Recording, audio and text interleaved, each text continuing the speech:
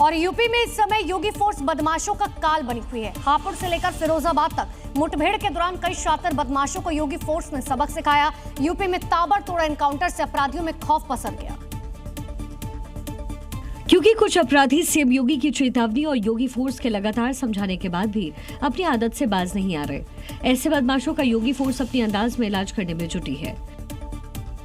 हापुड़ में योगी फोर्स को बड़ी सफलता मिली और 50,000 के इनामी बदमाश को पुलिस ने मुठभेड़ में ढेर किया, जो लंबे समय से डकैती के मामले में फरार चल रहा था। अपराधी के साथ मुठभेड़ के दौरान एक हेड कांस्टेबल भी गोली लगने से घायल हुआ। पुलिस ने मौके से एक अवैध पिस्टल, भारी मात्रा में जिंदा और खोखा कारतूस और मोटरसाइकिल बरामद की। तो वहीं फिरोजाबाद में भी योगी फोर्स को बड़ी कामयाबी मिली। 12 जून को सराफा व्यापारी की आंख में मिर्च झोंककर सनसनीखेज लूट की वारदात को अंजाम देने वाले बदमाश को योगी फोर्स ने कड़ा सबक सिखाया। पुलिस ने 19 लाख रुपए कैश भी बरामद किए हैं।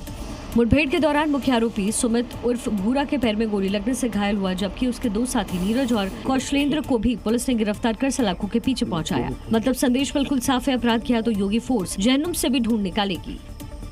पश्चिम बंगाल में टीएमसी नेताओं के खिलाफ जनता का गुस्सा अभी 7वें आसमान पर है। मध्य ग्राम में वसूली से परेशान टोटो और ऑटो चालक ने टीएमसी पार्षद सुकुमार मंडल के घर पर अंडों की बौछार कर दी। पीड़ित चालक अब पाई पाई का हिसाब मांग रहे हैं।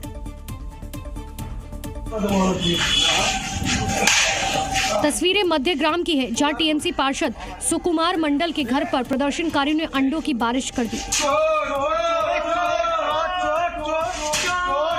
आरोप है कि ऑटो चालकों से कथित तौर पर वसूले गए पैसे वापस करने की मांग को लेकर लोगों का गुस्सा फूट पड़ा। गुस्सा सिर्फ मध्य ग्राम तक सीमित नहीं है। आरजीकर मामले पर विवादित बयान देने वाले और उंगलियां तोड़ने की धमकी देने वाले पूर्व मंत्री उदयन गुहा को भी प्रदर्शनकारियों के विरोध का सामना करना पड़ा। आक्रोशित भीड़ ने उन पर अंडे और टमाटरों की बौछार कर दी। उदयन गुहा को वित्तीय अनियमितताओं और वसूली के आरोप में गिरफ्तार कर लिया गया। अदालत ने उन्हें 6 दिन की पुलिस हिरासत में भेजा।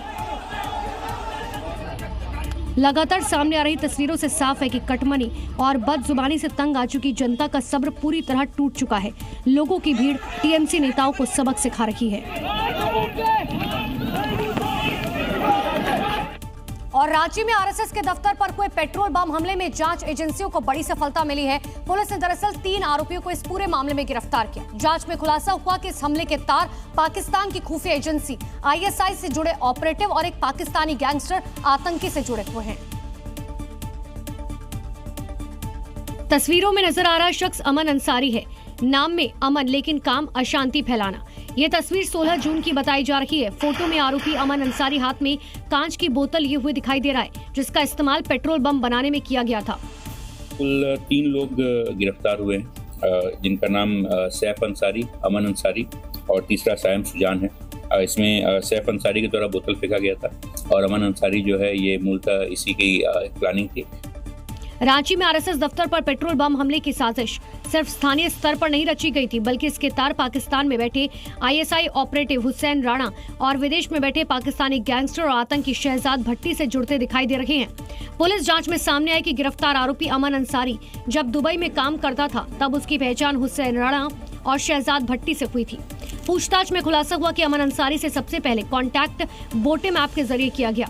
बाद में जब वो दुबई से झारखंड लौटा, तब पाकिस्तान में बैठे हैंडलर्स लगातार व्हाट्सएप के जरिए उसके संपर्क में बने रहे। इसी दौरान उसे आरएसएस ऑफिस को निशाना बनाने का टास्क दिया गया।